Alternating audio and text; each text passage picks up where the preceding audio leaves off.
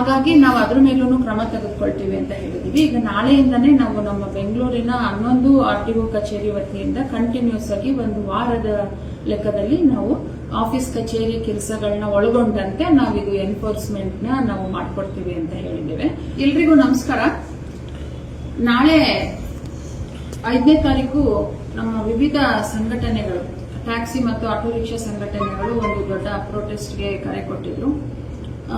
ಇವತ್ತು ಸಂಜೆ ನಾವು ನಮ್ಮ ವಿಲ್ಸನ್ ಗಾರ್ಡನ್ ಪೊಲೀಸ್ ಅಧಿಕಾರಿಗಳು ಮತ್ತೆ ನಾವು ಎಲ್ಲ ನಮ್ಮ ಸಾರಿಗೆ ಆಯುಕ್ತ ಕಚೇರಿಗೆ ಸಂಘಟನೆಗಳ ಇದು ಲೀಡರ್ಸ್ನ ಇವತ್ತು ಪದಾಧಿಕಾರಿಗಳನ್ನ ಕರೆದು ಪ್ರಿಲಿಮಿನರಿಯಾಗಿ ಏನು ಎತ್ತ ಅಂತ ಕೇಳಿದವಾಗ ಅವರು 2 ವಿಷಯದ ಬಗ್ಗೆ ನಾವು ಪ್ರೊಟೆಸ್ಟ್ ಮಾಡ್ತಾ ಇದೀವಿ ಅಂತ ಹೇಳಿದ್ರು. ಒಂದು, ಒನ್ ಸಿಟಿ ಒನ್ ಫೇರ್. ಈಗಾಗಲೇ ನಾವು 2024ರಲ್ಲಿ ಈ ಒನ್ ಸಿಟಿ ಒನ್ ಫೇರ್ ಅಂತ ಹೇಳಿ ಏನು ಮಿನಿಮಮ್ ಅಂಡ್ ಮ್ಯಾಕ್ಸಿಮಮ್ ಫಿಕ್ಸ್ ಮಾಡಿಕೊಟ್ಟಿದ್ದೇವೆ, ಆ ಫೇರ್ಗಿಂತ ಅವರು ನಮಗೆ ಕಮ್ಮಿ ಕೊಡ್ತಾ ಇದ್ದಾರೆ, ಪೀಕ್ ಅವರ್ ಅಲ್ಲಿ ಜಾಸ್ತಿ ಕೊಡ್ತಾ ಇದ್ದಾರೆ, ಜಾಸ್ತಿ ಮಾಡ್ಕೊತಿದ್ದಾರೆ ಅವರು ಅನ್ನೋದ್ರ ಬಗ್ಗೆ ಅವ್ರದ್ದು ಕಂಪ್ಲೇಂಟ್ ಇದೆ.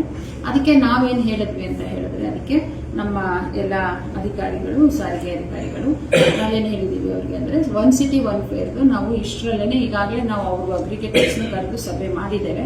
ಅವರಿಗೂ ನಾವು ತಿಳಿಸಿದ್ದೇವೆ, ಈ ತರ ನೀವು ಈಗ ನಾವೇನ್ ಫಿಕ್ಸ್ ಮಾಡಿಕೊಟ್ಟಿದ್ದೇವೆ ಆ ಲಿಮಿಟ್ಸ್ ಒಳಗಡೆ, ಮಿನಿಮಮ್ ಅಂಡ್ ಮ್ಯಾಕ್ಸಿಮಮ್ ಒಳಗಡೆನೆ ನಿಮ್ ಫೇರ್ ಇರಬೇಕು, ಒಂದೇ ತರದಲ್ಲಿ ಇರಬೇಕು ಅಂತ ಹೇಳಿ.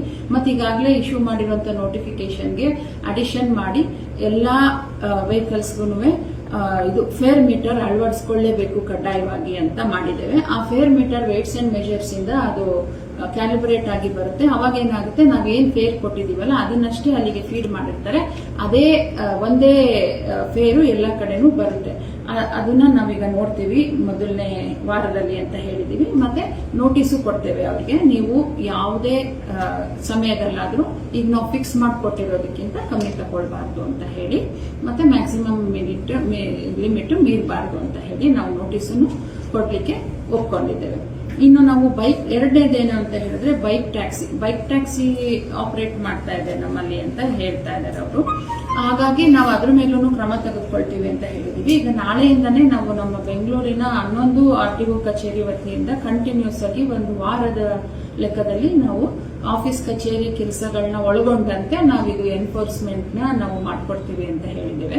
ಮತ್ತೆ ಇದ್ರ ಬಗ್ಗೆ ಸಾರ್ವಜನಿಕರಿಗೂ ಸಮೇತ ಒಳ್ಳೆ ಅವೇರ್ನೆಸ್ ತರ್ತೇವೆ. ಅಂದ್ರೆ ನಾನ್ ಟ್ರಾನ್ಸ್ಪೋರ್ಟ್ ಪ್ರೈವೇಟ್ ಯೂಸ್ ವೆಹಿಕಲ್ಗೆ ನೀವು ಯಾರು ಟ್ಯಾಕ್ಸಿ ಆಗಿ ಯೂಸ್ ಮಾಡ್ಕೊಳ್ಬೇಡಿ, ಇದರಿಂದ ಆಗುವಂತ ಅನಾಹುತಗಳು ಮತ್ತೆ ಅದು ಇಲ್ಲಿಗಲ್ ಅನ್ನೋದ್ರ ಬಗ್ಗೆನೂ ಸಾರ್ವಜನಿಕರಿಗೆ ಸಾಕಷ್ಟು ಪಬ್ಲಿಸಿಟಿ, ಅವೇರ್ನೆಸ್ ಎಲ್ಲ ನಮ್ಮ ಸೋಷಿಯಲ್ ಮೀಡಿಯಾದಲ್ಲಿ ಮತ್ತೆ ಪ್ರತಿದಿನ ನಾವೇನ್ ಚೆಕ್ ಮಾಡ್ತೀವಿ ಅದ್ರ ಬಗ್ಗೆ ನಾವು ನೋಟ್ ಕೊಡ್ತಾ ಇರ್ತೀವಿ. ಮತ್ತೆ ಎಸ್ಪೆಷಲಿ ಈ ತರ ಚೆಕ್ ಮಾಡಿದವಾಗ ಗಾಡಿನ ನಾವು ಸೀಸ್ ಮಾಡ್ಕೊಳ್ತೇವೆ ಮೊದಲನೇದಾಗಿ. ಎರಡನೇದಾಗಿ ಡ್ರೈವರ್ದು ಡಿಎಲ್ ಮೇಲೆ ಕ್ರಮ ತೆಗೆದುಕೊಳ್ತೇವೆ. ಮೂರನೇದು RC ಸಸ್ಪೆನ್ಷನ್ ಮಾಡಿ ಗಾಡಿನ ನಾನೀಗಾಗಲೇ ಹೇಳ್ದಂಗೆ ನಾವು ಅದನ್ನ ನಮ್ಮ ಸುಪರ್ದಿಲ್ಲೇ ಇಟ್ಕೊಳ್ತೀವಿ.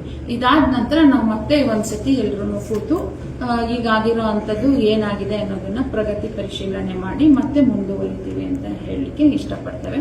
ಆದ್ರಿಂದ ಈಗ ನಾಳೆ ನೀವೇನ್ ಕೈಗೊಂಡಿದ್ದೀರಾ ಆ ಪ್ರೊಟೆಸ್ಟ್ ಕೈ ಬಿಟ್ಟು ನಮ್ಮ ಜೊತೆಲೆ ನೀವು ಈ ಒಂದು ಎನ್ಫೋರ್ಸ್ಮೆಂಟ್ ಆಕ್ಟಿವಿಟೀಸ್ಗೆ ಕೈ ಜೋಡಿಸಿದ್ರೆ ನಾವು ಸಮೇತ ಈ ಒಂದು ಕಾರ್ಯವನ್ನು ಯಶಸ್ವಿಯಾಗಿ ನಡೆಸ್ಕೊಡ್ತೀವಿ ಅಂತ ಸಾರಿಗೆ ಇಲಾಖೆ ಪರವಾಗಿ ಹೇಳಲಿಕ್ಕೆ ಇಷ್ಟಪಡ್ತೀವಿ.